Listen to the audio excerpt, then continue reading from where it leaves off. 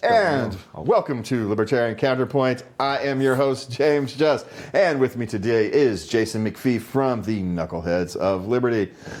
Jason, Governor Newsom is at it again. So he recently, last year or so, they gave health care through Medi-Cal to illegal immigrants.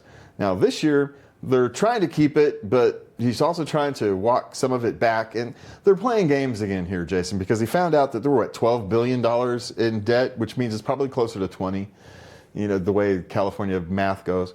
It's absurd, right? We told them this, that universal health care is actually unaffordable. It doesn't actually work anywhere. Anywhere in the world, it doesn't really work. Maybe you can make an argument that you're shifting problems. You're choosing one set of problems from one system to another set of problems. But they're pretending that there's no problems with universal health care. And there's a ton of problems. Wait lists, crappy quality. The biggest example is the NHS in England, and it's fallen apart. Yeah. Despite the fact that they throw resources after resources in it, we never have enough resources because the system doesn't work the way you guys are trying to run it. Yeah. You've removed any incentive to cut costs. Yeah, and this is the thing. Whenever you have a scarce good in society, you only have a certain amount of ways that you can deal with that scarce good of getting it to people. And one way is with price, and just letting the market do it. Another way is with lines. Another way is maybe with a lottery system. And another way is central planners deciding who gets it and who doesn't. But what we wind up doing here is, Gavin Newsom said that when he started this whole thing, this is going to be something that would result in a cost savings, I believe, and then boom, before we know it, we're $3 billion, in the red on this, and I think it's actually $6 billion over at this point, and they're projecting that they're going to need like another $12 billion, I think, overall to cover this thing. And, it's just nuts, these people want to hand out free stuff every time. And it's funny because they've even gone back and kind of essentially saying this doesn't quite work because they're saying that, now we're going to charge these people all a small amount. It's not enough that would cover the cost of this thing, but it's like $100 a month, I think they want to charge a lot of these undocumented migrants to be on this program. So it's absolutely nuts. And, what kills me about this is if you look at Governor Gavin Newsom, when he started as governor, his first year, his budget was $208 billion. And last year, his budget, the state budget, had ballooned to $332 billion. So over 50% increase over his span. And I don't know about you, but it looks like everything's getting worse to me. Spends more and it gets worse. Spends more and it gets worse. Our quality of life has deteriorated. We have the highest real poverty rate in the country here in California. I mean, when you factor in cost of living, we have the highest poverty rate. And it's really not even that close here in California. And it's all because of these policies. As we've talked about this before. Milton Friedman said you can have a welfare state or you can have open borders. You can't have both because it will collapse the system. And this is what they are learning. And it's sad that it takes this kind of disaster to learn something so fundamental, basic. Well, what's even sadder is that other Democrats, like Mayor Eric Adams, learned this 2 years ago when he said this problem will destroy New York City, and Gavin Newsom watched it and didn't learn a thing. And he started adding programs for migrants at that point, so I don't know. You can understand, there comes a point, if California is so expensive to live in, and their solution is, we're going to pile more government, at some point, wouldn't the logic of some people, okay, wait a minute. We keep piling government program after government program, spending after spending, regulation after regulation, and we keep getting worse. Maybe the problem is that we're just piling more and more stuff upon other stuff, and that maybe we've created such a complex system that it just costs so much because no one knows how to figure out any of this stuff. No one knows how to figure out how to open a plant. We've just lost another gas plant, right? Yeah, another refinery. Another oil refinery. Yep. So our gas prices are going to skyrocket again. And they don't care because they declared a war on oil. And if you declare a war on oil, don't be surprised when the oil companies leave or treat you unfairly if you're treating them unfairly. Yeah. It's going to happen, right? So I don't know, Jason. It's this notion that these government thinks we have so much money that we can just start giving away free services that are never free. Yeah. Yeah, they're never free. As Milton Friedman said, there's no such thing as a free lunch. We talk about Milton Friedman around here, but we also talk about Mr. Richard Fields around here. And Richard has his perspective on Doge and the things that have been going on around the Doge thing, kind of theoretically. And so let's see what Richard had to say this week. Hi, this is Richard Fields with this week's Report from the Fields. During the presidential campaign last year, when Elon Musk predicted he could reduce federal spending by $2 trillion, we wished him Godspeed. We were also highly dubious. After all, $2 trillion represented roughly 30% of federal spending, since spending for Social Security, Medicare, Medicaid, defense, interest on the national debt, and miscellaneous other quasi-welfare programs are essentially on autopilot and represent about 70% of spending. A $2 trillion cut would mean cutting everything else the federal government spends money on. All the three-letter agencies, the federal court system, congressional salaries, Air Force One, you name it. We were right. Now Musk claims cuts of $170 billion, or about 1/12 as much as the original $2 trillion projection. Critics claim that that figure is inflated. Despite the hue and cry from the left that the government was being dismantled, federal spending in the last 100 days, or the first 100 days of the Trump administration, is almost exactly equal to the corresponding 100 days of 2024. At best, maintaining the status quo. Problem is, the status quo is horrible. The Congressional Budget Office estimate for increased debt this year is $1.9 trillion. That's probably conservative. Then that's after the Musk Doge cuts. And about half of that is interest. And, oh yeah, Trump's tariff deals are pushing prices higher. That's causing the market to push up 10-year interest rates to account for inflation. And like clockwork, Treasury Secretary Scott Bessent, just like Janet Yellen, his predecessor, is calling on Congress to extend or end the federal debt limit before July, when the federal government is projected to bump into it. Again, ending DUI policies, reducing environmental and other regulatory overkill, and reducing spending on the Department of Education and U.S. aid or foreign aid are all fine policies.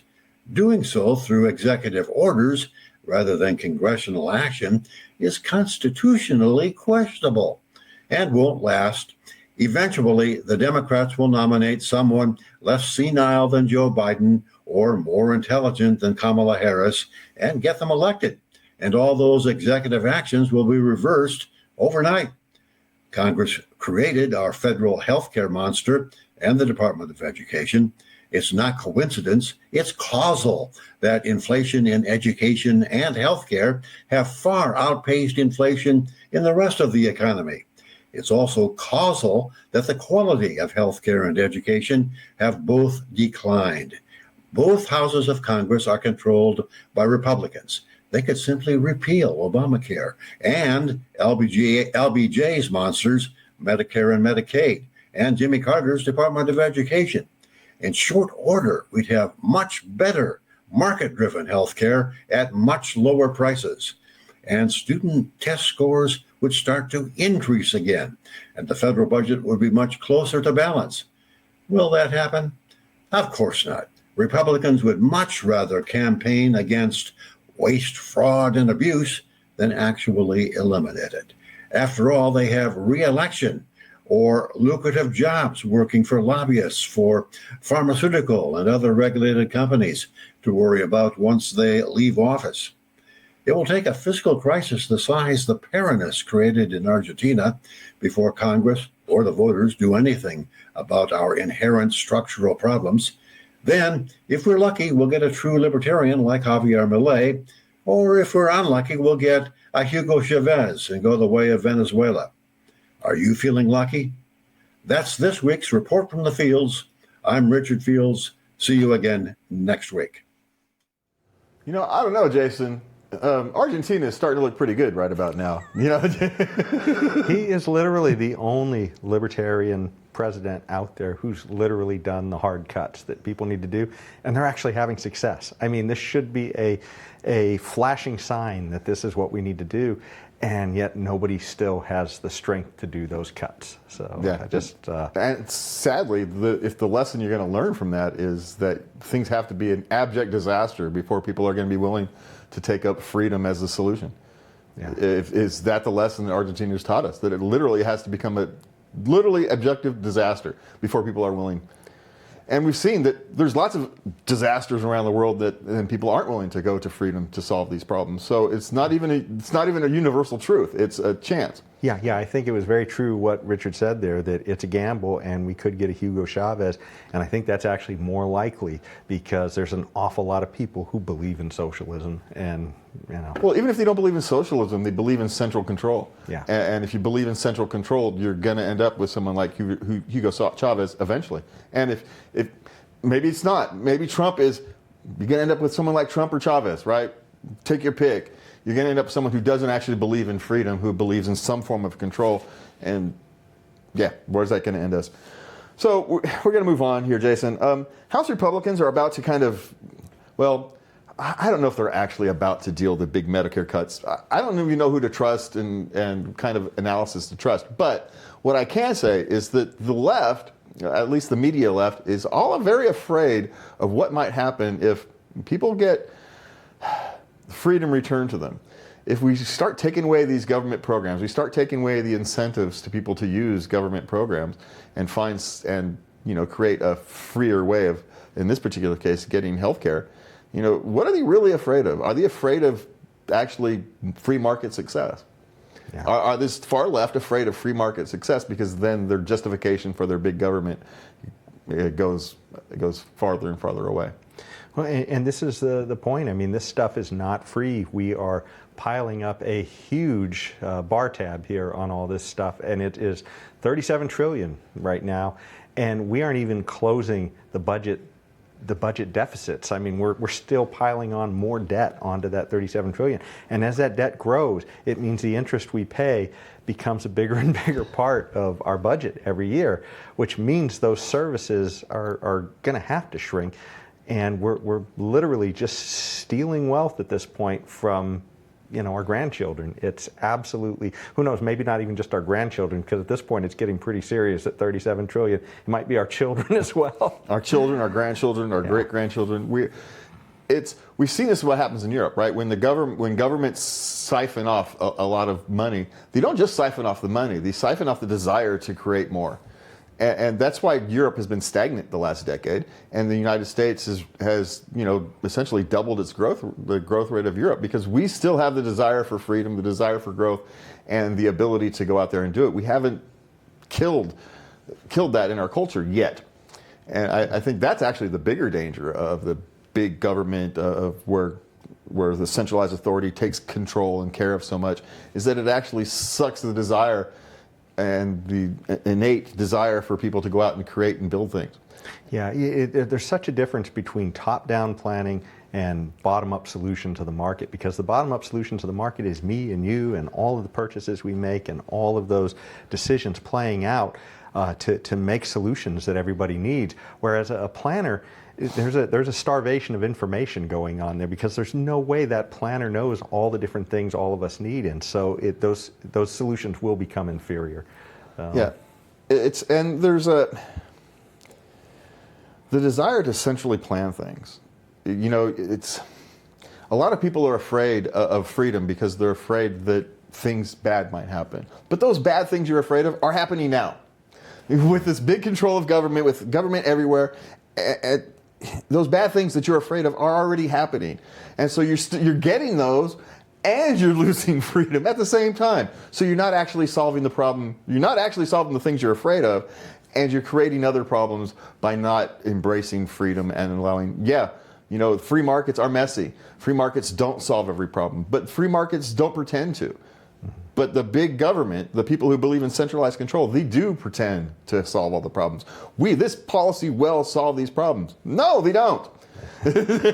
When that pretend is the key word, and Hayek spelled it out perfectly when I believe he called it a pretense of knowledge, and that's exactly what these people are claiming when they say that they're going to solve all your problems, because these one size fits all, they really don't fit anybody very well. Yeah, we're talking about pretending, Jason, so we're going to move on and talk about some other people who are pretending to believe in democracy. The Democrats are pretending to believe in democracy. David Hogg, which, let's be real, a lot of libertarians have a lot of problems with David Hogg from a political perspective, from his political policy ideas. But when it comes to his perspective on the Democrat Party and the things that are wrong internally, he's actually correct. That part of the problem the Democrats have, and Republicans too, is that they protect incumbents. The system is designed to protect incumbents rather than allow for the free market of ideas to kind of work their system and create a more robust democracy. And so David Hogg managed to bring this up. He points this out, and man, did the knives come out for this kid. Yeah, he might be more scared than that particular whole event that elevated him, which was being in a school shooting. I mean, there's more knives out for him. Yeah, he's in more danger now than he was, because he wasn't even, right, the alleged thing, he wasn't even at the school, right? That's kind of the alleged thing. But yeah, the knives are coming out for this kid, and you almost feel bad for him, right? Because he's got this idea that, hey, the Democrat Party works for democracy and for freedom, and he's finding out that no, they don't. They work for the Democrat Party establishment. And he says this is wrong. And yes, it is wrong, but now they're going to kick him out because of it. And they're going to use, maybe you can explain this goofy thing, because I'm not sure I understand it well enough to explain it. So let's see if you can explain the kind of the process they are using to get him out of here. Well, they had this election, and it was a pretty nutty election. We did talk about it on our Knuckleheads of Liberty podcast a while back, but it was one of these crazy things where they tried to do the land acknowledgments and everything else during their little election process. And then after the fact, David Hogg, and I can't remember the other gentleman's name, but they won the top two spots.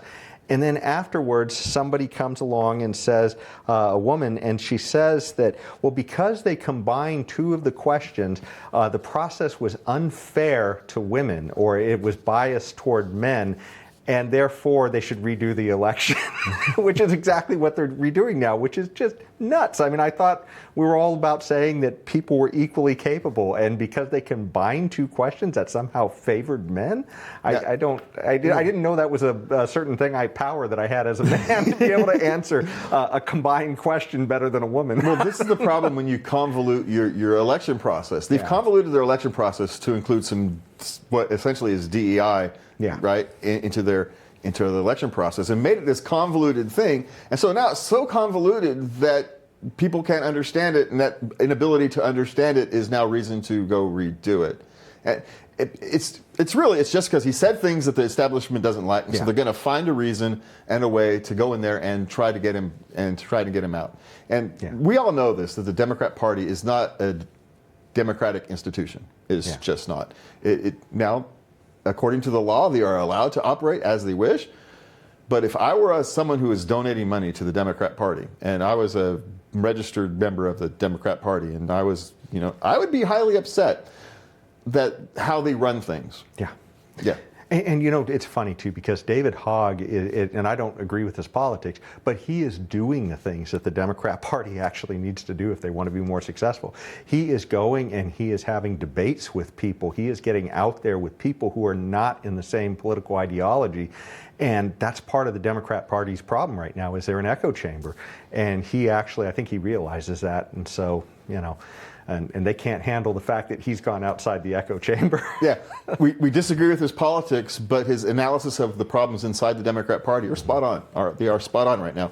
So, other problems going on right now. U.S. and China have been engaged in a trade war. We think we've been engaged in a trade war for like 100 days. The reality is we've been engaged in a trade war with China for like 20 years. I mean, let's face this. But it has entered a new phase. So, Trump and China, they agreed to a 90-day agreement on tariffs, right? They haven't even come up to a complete agreement. They agreed, I think, China has 30% tariffs and China has 10, or it's the other way around. I forget exactly what it is. But they've kind of agreed to lower the tariffs back down to something reasonable, kind of what people have deal with all the time. And they're going to have 90 days so they can go discuss it and work out the rest of the tariff deals. You know, we all know that tariffs are just a tax, and when you in otherwise free markets, tariffs are bad, right? But let's not pretend that we're dealing with a free market. You know, when you're dealing with talking about China or talking about EU or anything, we're not dealing with free markets where we're imposing tariffs on free markets. We're imposing a different tariff structure on a tariff structure that already exists. We've discussed this here on this show time after time after time. The tariff book is thicker than the Bible. And this is pre-Trump, right? This is nothing new. And so this is a new stage of the trade war. And so I guess the question is this a good thing or not? Is China and the United States coming to an agreement, essentially agreeing to go into a discussion on a ceasefire of the trade war, whatever kind of euphemism you want to use? You know, is this a good thing? And I think this is part of the problem of Trump, is it's the good, the bad, and the ugly. That's what you get with everything with Trump. And he is, he has, part of the good of Trump is he actually has the bravery to stand up on some issues and do things that other politicians won't do, that they hide and they just, cower. So most of them, that seems to be their full-time job, is to not take any fire at all. But with Trump, part of the ugly is his rhetoric on economics is just terrible. I mean, he talks about tariffs will make us rich. He talks about us being able to get rid of the income tax by having all tariffs. And when he refers back to the golden age of tariffs that he talks about, government was just about just a few percent of GDP back then. So, I mean, these were really small numbers that they're talking about. But unless you think that he knows what he's talking about on economics, he actually signed an executive order to put price controls on concert tickets. So, I mean, this is just absolutely nuts, This is clearly things that don't really have a place in a free market, and Trump seems to think if he just sort of pulls the right dials, he'll get the right results. But that said, as you mentioned, China has a lot of issues with stealing intellectual property and other things like that, and I think maybe he's trying to address some of these things and all that. So, it's kind of a mixed. It's hard to know what we're going to get out of it. It's kind of a mixed bag. We don't know what we're going to get out of it, but I think if we all acknowledge that we've been in a trade war with China for a long time, it makes more sense what the strategy he's taking. If you accept that we've been in a trade war, the strategy makes more sense. All right, so let's move on real quick because I want to cover these next two topics. Starbucks baristas have gone on strike to protest a dress code. This shouldn't take very long, but how entitled do you have to be to work at Starbucks and then get mad because they've asked you to wear a black shirt and pants? Essentially, because it's jeans, black pants, or khakis. So essentially pants and a black shirt. I don't get it, Jason, where we've gotten to a world where the world has gotten so strange, I don't even have a different word for it, so strange that people are going to go on strike because you've been asked to wear a black shirt to work as a uniform in a place where you're not talking you're sitting in an office where no one sees you. You're talking about someone who's up in front counter, interacting with the customer. You're not talking about some dude on the phone answering phone calls all day and no one ever sees you. Okay, complain. But you're presenting the face of the company. You are literally the face of the company at this point. It's not unreasonable for them to ask you to, hey, dress a little nicer. Thank you very much. Yeah, I mean, this is a private contract. The idea that an employer and you come to a mutual agreement about a job, and then you say, no, sorry, that's offensive to me. You're going to pay me, and I'll wear whatever I want to wear. That's insane. I mean, have these guys ever gone to the circus? I mean, look at the stuff that those guys go through, the clowns and everybody else that they have to dress up like. And, they're doing it for a paycheck. And, it's whatever the employee and the employer agree upon mutually. And if you can't come to a meeting of the minds, then maybe somebody else will. Well, if you can't come to the meeting of minds, we actually know it. If you can't, then the employer gets the final say because he writes the checks. You can go find somewhere else to work. You can go down and work at the non-national chain brand who's going to let you wear a T-shirt and cut off jeans. That's fine. But Starbucks has an image they want to present, And they have the right to do that. And I think it's, the same thing here in California. We've got state workers who are getting all upset having to go back to the office. And, I'm going, plumbers and electricians don't get to stay home. And so it's very privileged for you to even have the opportunity to be able to stay home. And I think, from the group of people who can talk about privilege a lot, maybe they should shut up a little bit. So we're going to move on, Jason. We want to cover this next story. Back over across the pond, right? A private school was forced to close under the new government's VAT tax, which is essentially a wealth tax. And this is the reason I brought this up is because I wanted to show how dangerous wealth taxes really are. And by the way, it's not just one school. I think there's 12 in the story. This is just the feature. This is just the feature story. There's a number of schools that close because because the land is worth a lot of money, but it doesn't mean you have cash to pay the tax. Your land can be theoretically worth $1 million, but if you've only got $5,000 in the bank, you can't pay a tax on it. And what are you supposed to do? Go out and get a loan on the $1 million so you can pay your tax? Well, okay, fine. What happens next year? This is the problem with wealth taxes, because wealth isn't real. It's not real money. It's theoretical. You don't actually have it until you sell it. And so this is the problem with a VAT tax. This is the problem with wealth taxes, in that ultimately it hurts the very people that you claim you want to help, because the very rich can find ways around it. The people who it's going to hurt are the upper middle class who can't find the way around it, but will get caught up in it anyway. Well, and I think the more alarming part of this story, all those things you said were good points on the economics of it, but the more alarming point is that this is a way that the government monopoly on education and the teachers' unions are finding a way to attack private schools, because these are private schools that are being hit by this. They are the ones that are going out of business because they can't pay these taxes. So it's just one more thing in the arsenal of where the government monopoly on education just wants to have no competition. Yeah, and we talk about the dangers of the regulatory burden, right? And this is another regulatory burden. Even if they could afford to pay the tax, they'd have to pass it on. Yeah. And so you're just going to get more inflation for education. As you said, they want to force people to be indoctrinated under government education for whatever reason, good, bad, or indifferent, right? They want children to be forced to go through the government indoctrination, and we should all be skeptical of that, because the problem with the government controlling all the schools, if they screw up everything. Yeah. Every single school is screwed up. When if you have a more free system, okay, one school can be completely screwed up. Even one school district can be completely screwed up, but the rest of them aren't affected by it. And so when you have the centralized control, that's the real problem of centralized control. Right. Yeah. All right, Jason, we are out of time. Thank you for being here with me tonight. Thank you for watching. Thank the crew in there for working so hard. Have a good night, and please remember to love everybody.